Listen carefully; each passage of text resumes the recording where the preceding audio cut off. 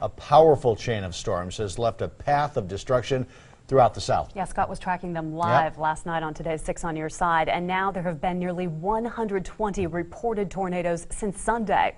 The death count stands at 29 in over a dozen states. In Tupelo, Mississippi, a community of about 3,500, nearly every building left without a roof. A restaurant owner saw the tornado coming, rushed his staff and customers into his walk-in cooler.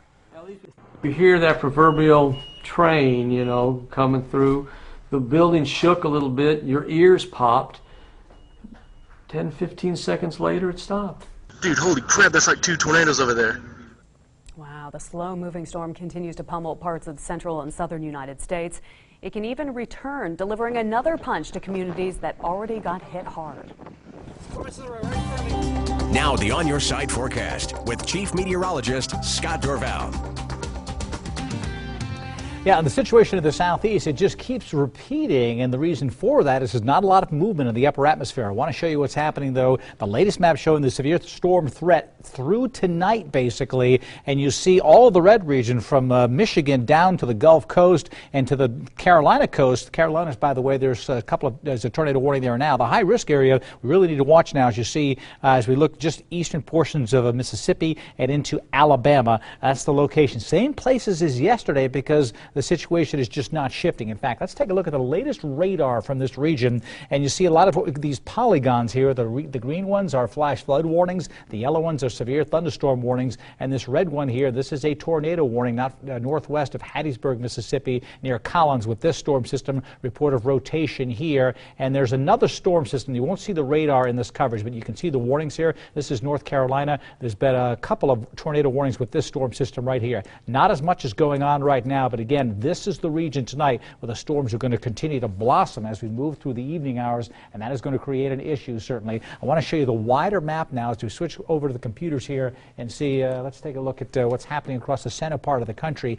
Big low pressure system. You see that low right there? That's just continue to sit and spin through this region. That's the supply of cool air. Typically, a cold front will come sweeping through. You might get severe weather here, and then the next day it's here, and the next day it's off the coast, and we're fine. But this low pressure, very slow to move, and that cold front just keeps redeveloping. And the same place that all the storms last night or this morning tended to fade away, and they're redeveloping. Now, the cloud cover's not allowing the heat up as much, but again, right ahead of this cold front, this is the location where there are already tornado watches in effect. And these are the red boxes right here. There's been 3 reports of tornadoes now in North Carolina. We haven't got a report of a tornado here, but there have been warnings, and even a report of a tornado north and west of Chicago. So a little crazy weather going on in the Midwest. In the meantime, here in the west, we're talking about some beautiful weather. High pressures building in. This is a heat pump now, and it is really beginning to warm up along the coast. Look at the cloud cover staying way to the west of us. A few high clouds will drift on in, but there's a lot of sinking air over the valley right now.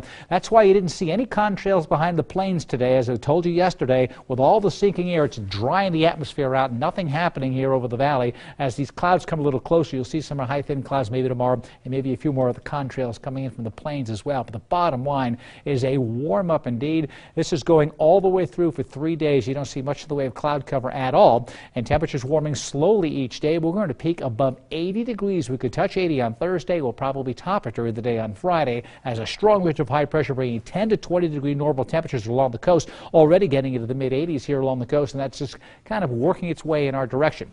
The question is the weekend. I think things are going to slow down heading into the weekend, and we may end up keeping the warmer temperatures into Saturday as well. Bright sunshine tomorrow, temperatures around 70 to 72. Still a little bit of frost in the morning. It won't be as cold as this morning, but an absolutely amazing afternoon coming up tomorrow. Frosty in Long Valley, certainly, but getting into the 60s in the afternoon. That deep blue sky, a light breeze in the mountains. We may get a little bit of a breeze in the Treasure Valley, but 70 in Idaho City. Some real pleasant weather coming in. Look at the East Central Mountains, 63 in Sun Valley, 61 in Stanley. So a beautiful day in Sun Valley. The Stanley Basin, again, the blue sky that we saw today will return tomorrow. The Magic Valley tomorrow, 67 in Twin with frost in the morning. Sunshine later today. My On Your Side extended forecast. Very pleasant conditions. 78 on Thursday, 82 degrees on Friday, and I'm keeping it up to 77 on Saturday. We may cool down a little bit on Sunday, but that high pressure ridge might try to hang on and keep the weekend pretty warm as well. But Thursday and Friday, Amazing. Good, good, good. Yes. 3-day weekend, anybody?